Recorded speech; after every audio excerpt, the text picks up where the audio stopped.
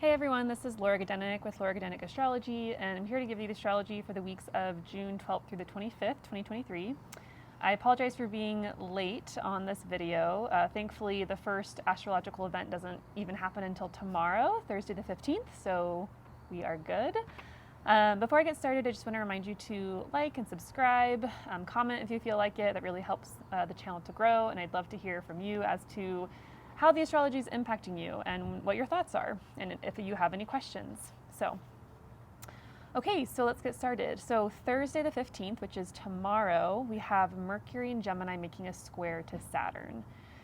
Now, this is a bit more of a tenser aspect, more challenging astrological aspect. Mercury is the planet of the mind, of communications, things like local travel, commerce, buying and selling.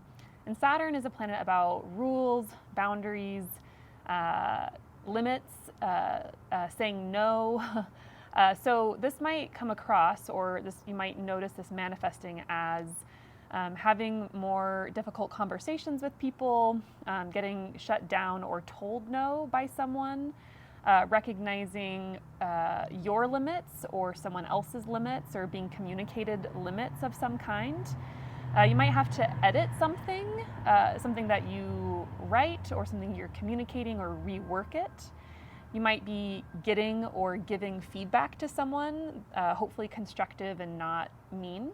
But Saturn is a planet about feedback and integrity and doing things a little bit better. It can be a little bit of a perfectionistic planet. So if you are giving feedback, make sure to ask permission and say it in a kind way.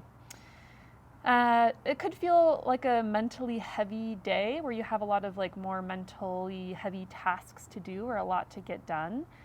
It could be the sense of coming back to reality, or reality check, or thinking really seriously or deeply, Saturn, as to maybe what you're wanting or needing, having kind of more of a serious mindset and thinking more about the future and what is going to last. Saturn is a planet, so it's a planet that rules the signs of Capricorn and Aquarius, both winter signs, and winter signs are very concerned about making it through the winter season and thinking about the long haul and thinking about the future and how to make things sustainable.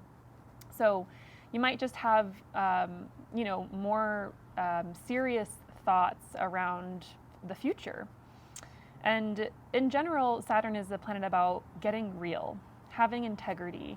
And so this might come across in your communications with others, getting real with your words, having integrity in your communications, and just getting more serious about what's important to you.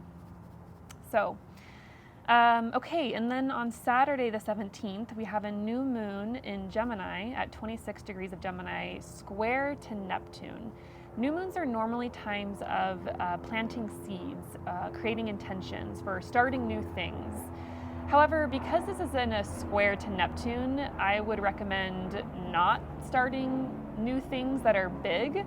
Neptune tends to make things dissipate or dissolve, or there can be a disillusionment factor with Neptune. Things aren't very clear in terms of maybe what you're planting or what you're wanting to start. So I would say this new moon is better for dreaming of the things you want to start, and taking a break and resting and getting in touch with the parts of yourself that need compassion, or perhaps where compassion is needed elsewhere, maybe to other people, maybe to the people you might have had difficult conversations with, potentially. It's a good day to rest and relax and get into some sort of flow state. It's not really a day to be productive or to follow a linear path. Neptune is very all over the place, so it's more of getting in touch with the flow state and how can you take care of your body and your psyche in such a way where you're following your feeling state, your intuition, rather than necessarily logic. Neptune is very intuitive and based on our feelings. So yeah, that is Saturday the 17th. We also have Saturn on that day stationing retrograde So it's stationing retrograde at 7 degrees of Pisces, and I believe it'll be retrograde until October.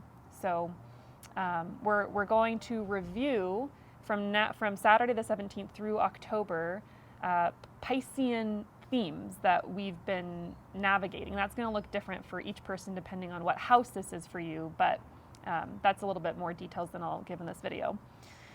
Okay, and then Monday the 19th, we have Jupiter in Taurus making a sextile to Saturn in Pisces. Saturn, when in positive aspect to, brings stability, brings commitment and grounding, and asks you, are you serious about this? How can we make this more real, more tangible? How can we make this into a reality?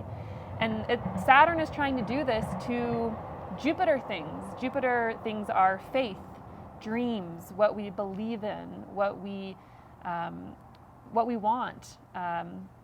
And so, Saturn is bringing this element of stability, or perhaps a desire to stabilize those things, stabilize your dreams, make them come true, make them be real more. And how can we do that? And it might also impact the houses that Jupiter rules in your personal birth chart, and bringing a sense of groundedness and commitment, and perhaps a need for a plan regarding those topics.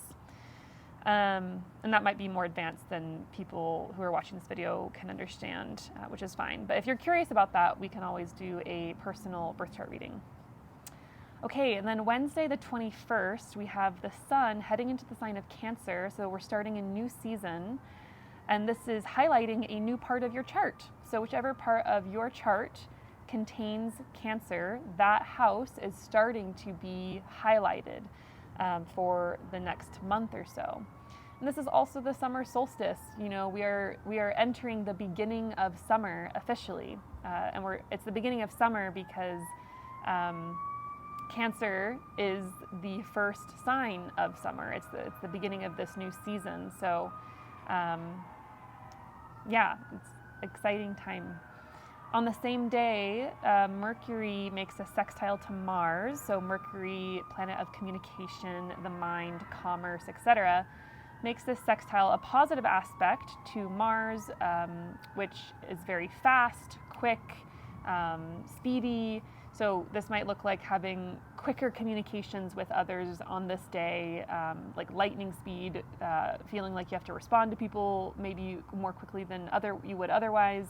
You might have more wit. Things are just coming through your mind more quickly than usual, fast-paced talking or mental activities.